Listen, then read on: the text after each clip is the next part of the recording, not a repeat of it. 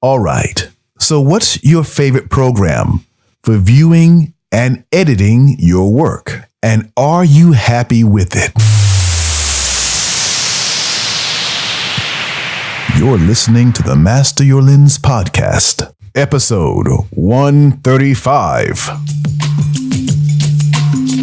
Hey, John Lee Dumas here, the founder and host of EO Fire, and welcome to the Master Your Lens podcast, the photography podcast dedicated to sharing inspiring stories, technical tips, and powerful secrets to help you become a better photographer. And now, your host, Matthew Jordan Smith. Hi, Photography Nation. How are you doing this week? The other day, in my private course, someone asked the question, Matthew, what program are you using now to view your work and to make selections? Now, in the old days, we called this editing. Today, when people say editing, they think more about retouching, but I'm old school. So for the viewing process, for making adjustments, I call that editing still, the way we called it editing back in the film days. Now, I feel like I've used every program out there. I think many of us started off using Lightroom and Photoshop. Then there were other programs. I won't name them all because there's way too many to go through.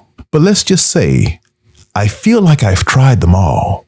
In past podcasts, you've heard me talk about different programs. Why have I tried so many different programs?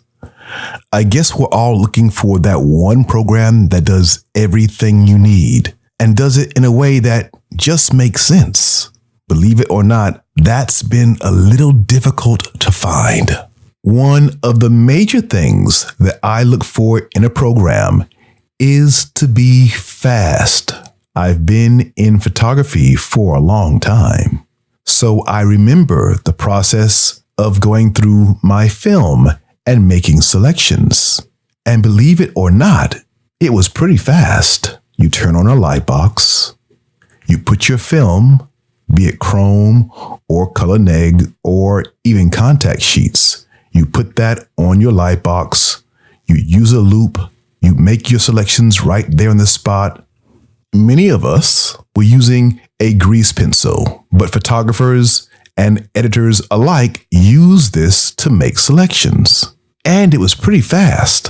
You didn't have to wait for a computer to turn on or a program to load. You just threw the film on the light box and bam, there you were. And as fast as you could move the sheets, you could go through all the film. I say all that to let you know where I come from and my experience of years and years and years of shooting film, going through and making selections. It was a fairly fast process, even though at the time we didn't know it because that's all there was. Today, many of us shoot digital, and to see those images, you must have a computer. You must have hard drives or a NAS, somewhere to store all those images. And all of this comes with what used to be a time-consuming process. Depending on the speed of your computer, you could be sitting in front of your computer for a small amount of time or a lot of time. All of this was based on your computer, the size of your files, and how fast the program is. The one thing that's been really frustrating for me as a photographer is sitting and waiting just to view my images. We've all been there, and in the past, it has driven me crazy. Can you relate to this? I know you can, because every photographer has gone through this. Once upon a time, I said, I want to be a photographer so I don't have to sit at a desk. Now, guess what? Many of us are sitting behind a desk, staring at a computer screen or some device, looking or waiting to look at our images. Not fun. As photographers, we want to get out and create. I mean, that's where the magic happens, right? I want to stop right now and say, I believe in getting my exposure right in camera. I don't have time to sit and adjust every picture or adjust groups to get the exposure right in post. That's a waste of time. I want to get it when I shoot. So I'm fairly anal about that process. I use a light meter. And if you're new to this podcast, that may shock you. But that's what I feel the only way to be certain about your exposure. And that saves me time. And that's why I use a light meter. There is no time for guessing or saying, oh, I'll just fix it in post. Because I'll just fix it in post means that's 2 more hours of my time. 5 seconds to use a light meter or 2 hours in post trying to get it right. I'll take that 5 minutes to get it right in camera. So let's talk about one of the things that really drove me crazy, getting all of my images into the program. In the past, that's taken a long time. And every year, files get bigger and bigger and bigger. We've all watched that megapixel war explode. And as the megapixels went up, our time went up as well. Time to import your images, time to view your images. Now, yes, in the days when it was film, you did have to process your film. And there was time to do that. But you take your film to a lab, have it processed, and you went about your life. Going to watch a movie or whatever, you went about your life. Today, you are, in essence, you are the lab. But I don't want to give my time to importing images, waiting for things to happen. To make things easy today, we're going to start by assuming you have all your images already on an external hard drive or on your computer. All things being equal, that's like taking your film to the lab and getting it back. So let's say you have all your images now in your computer or on an external hard drive. Now, how do you view those images? With many programs, even if you have the images on a hard drive or somewhere in your computer, you still must import those images into the program. Here's where the program that I use stands out. I'm talking about OnOne. I love this program. Specifically, OnOne Raw 2020. And this year, I began using the program. Now, I'm spoiled. I don't need to import my images into the program to view it. Let's say my images are on a hard drive or on my computer. All I have to do is navigate to where those images are, and they show up on the program. That alone is a game changer. Now, I know there's some other programs that do that as well, but they're few and far between. The new version of OnOne 2020, is quite amazing. It's faster than the old version, which I love, and I'm sure it's only going to get faster. I shoot with a Nikon Z7, and those camera files are fairly large, but it's no problem with OnOne. And I love that.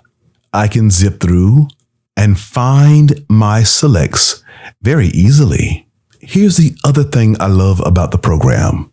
It's user friendly. I've used a lot of programs out there that are not. Also, with the new version of OnOne, the 2020 version, you can see your images exactly the way you shot them. For example, I love shooting in black and white. And on the Nikon Z7, I can select monochrome and I'll see my images in black and white as I'm shooting. In the past, I've shot this way, where I'm shooting in monochrome mode or black and white, and I'd import my images into the program and it would show the color version of the file. Now, it's nice to have that, but I really want to see it the way I shot it. The new 2020 version of OnOne gives me the option with AI Match. It will match the way you shot your images, be it with enhanced color, black and white, or whatever. I want to see it the way I shot it. There are also some amazing presets that come with OnOne, and they've added new presets to the 2020 version. For example, one of the new presets is called Pastels. In the Pastels set, you'll find 9 different versions of pastels. So whatever you're shooting, it gives you a softer feel, kind of romantic. There's a wide range of presets, from color grading to Instagram looks called Insta Film. There's the look of cinema, and there's more cinematic presets. You name it, you've got it. Or you can save your favorites in your own section of your favorite presets. Cool stuff. But here's something that I really love. You can now use a color checker passport with OnOne.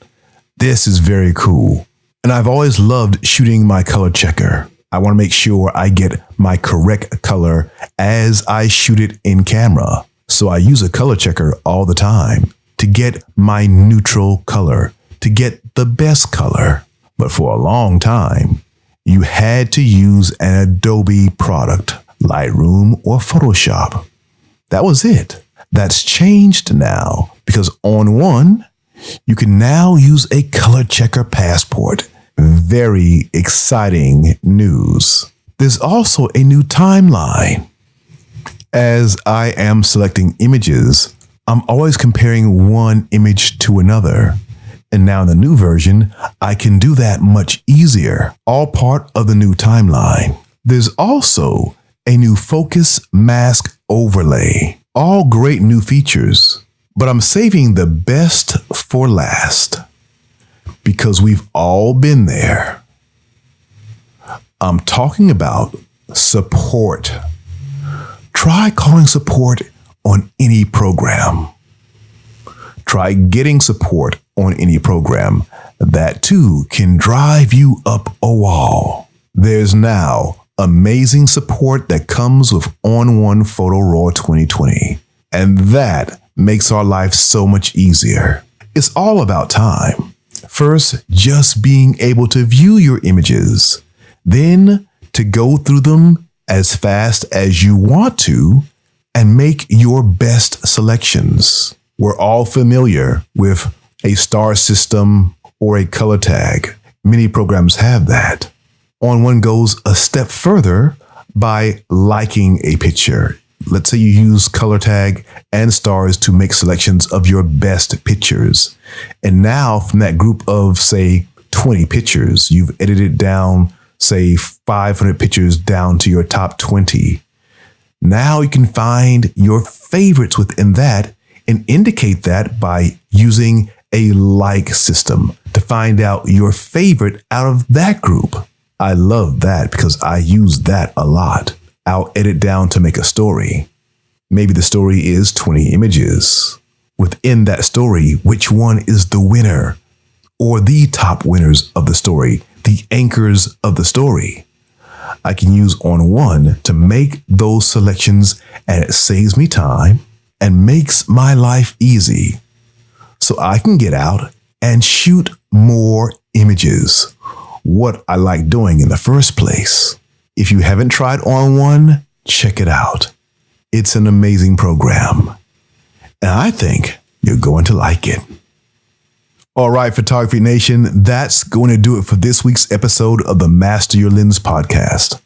I'm prepping for a shoot, making sure all my batteries are charged, making sure my cards are formatted, and making sure I have all my gear to go on location. I'll be sharing more about this upcoming shoot very soon, so stay tuned. All right, Photography Nation, that's going to do it for this week's episode of the Master Your Lens podcast.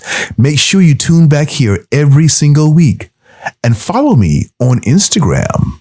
You'll see new work there first, usually. Have a great week. Keep shooting and use the program that gives you your life back. For me, it's OnOne Photo Raw. Until next week, always dream big. Bye for now.